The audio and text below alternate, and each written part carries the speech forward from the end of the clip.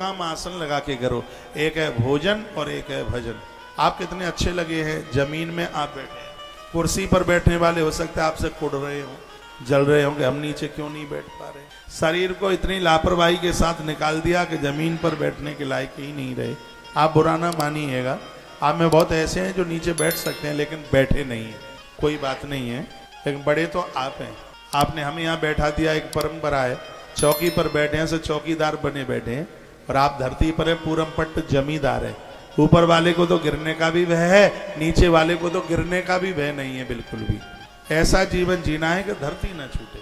भजन और भोजन ये दोनों धरती पर कीजिए, आप निरोगी होंगे। कमर में जिंदगी में कभी दर्द ही नहीं होगा। हफ्ते में एक दिन जमीन में सोइए, धरती में सोइए, बिल्कुल अपना आसन धरती पर लगाइए। आप स्वस्थ हैं तो आप भोजन भी जमीन पर। मैं जो भी कुछ लेता हूँ जमीन में ही लेता हूँ, ऊपर बिस्तरे पर नहीं, कभी नहीं।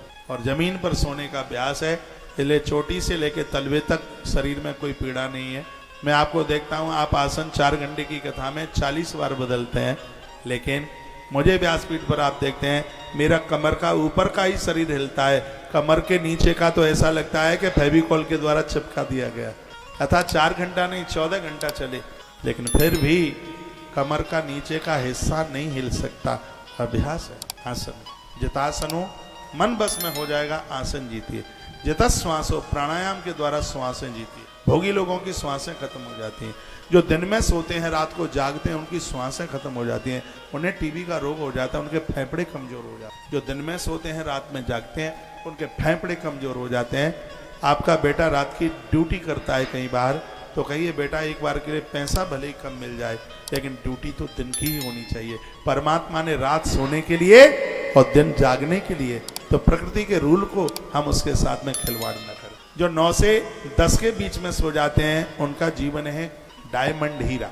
9 से 10 के बीच में आप सो गए तो आप अनमोल हीरा है, और 10 से 10:30 के बीच में आप सो गए हैं तो आप गोल्ड हैं, सोना है। 10 से 10:30 के बीच में तो आप सोना है। अब पसंद कीजिए आप क्या चाहते हैं।